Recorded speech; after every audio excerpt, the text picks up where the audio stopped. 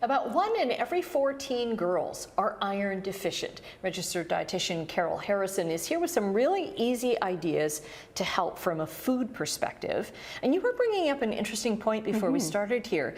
There's no other kind of nutrient amount or requirement that doubles as fast as iron does. Yeah, as a dietitian, I can't think of another nutrient, that will spike up quite so high. So when teen girls reach 14, their iron needs almost double, and that puts many at risk for low iron. And in fact, in Canada right now, about 1 in 14 girls are already iron deficient. So prevention is so important, and that's what we want to talk about for World And that's because the bodies are growing so rapidly, and they're starting periods as well. Exactly. Those two reasons are the main ones. Okay. All right. So what are we gonna do? Okay. Well, so I just wanted to highlight, prevention really matters. So there's a great chart that folks can get that really helps them to know what foods provide iron. And we're showing that now. Okay, great. Yeah. So I love this chart. It's probably one of the best iron charts that I know that's out there. It divides foods by the ranking of the amount of iron in foods, as well as whether they're well absorbed or not well absorbed. So it's a fabulous resource developed by registered dietitians, because,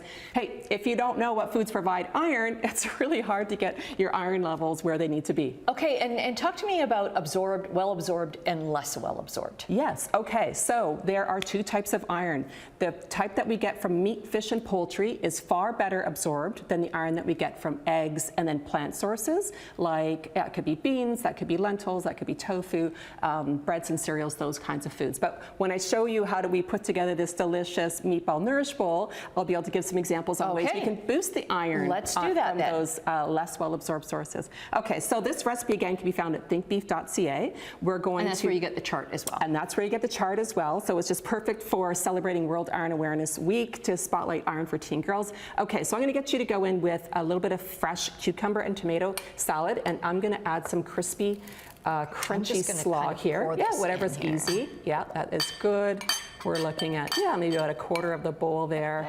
We're not going to be too fussy here about how perfect it looks, because you know what, this is the way we eat at home too, right? Come on, we're not food selling everything. So some beautiful slaw there. Now for the best part, the beef and bean meatballs. Okay, so if you want to add made these up ahead of time. I've made those ahead of time. Are they good to freeze too? Yes, you can freeze them. I'd freeze them up to 3 months. How do I style these ones? Yeah, whatever way you like. 4 meatballs would be great. Beef is a top source of well-absorbed iron, and Canadian research shows that when women include more meat in their diet, their iron levels typically tend to be where they need to be at. So they have good iron levels. But and the reverse is true. We found that when teen girls limit red meat, they tend to be more likely to have iron deficiency. So meat seems to be protective, but end of day, we want to get a variety of iron sources from plant and animal-based foods. Okay, so we've got the beef on there. That's great. If you want to add some pita, I'm going to add just a few, slices of toasted pita there, nice and crunchy, and add a dollop of beautiful creamy hummus. And how is pita?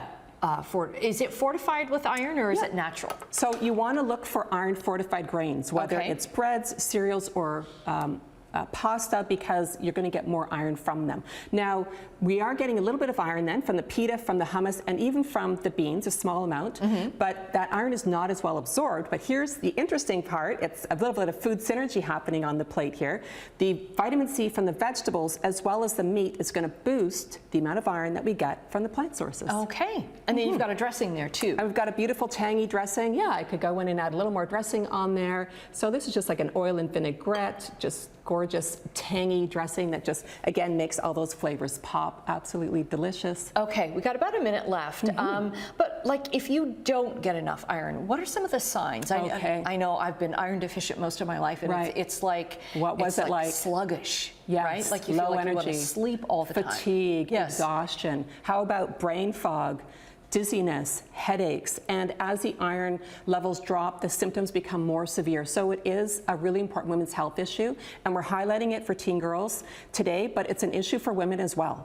So again, about 1 in 4 women are also iron deficient in Canada. So those are some of the symptoms, but like I said, when it gets low, you could have heart palpitations, a weakened immune system, you might even need a blood transfusion. So you want to prevent low iron in the first place with a good diet, but if your iron is low, then you really need to get on top of it before you're anemic. Okay, we will do that with this recipe and others too. We'll get the link up on our website at chch.com.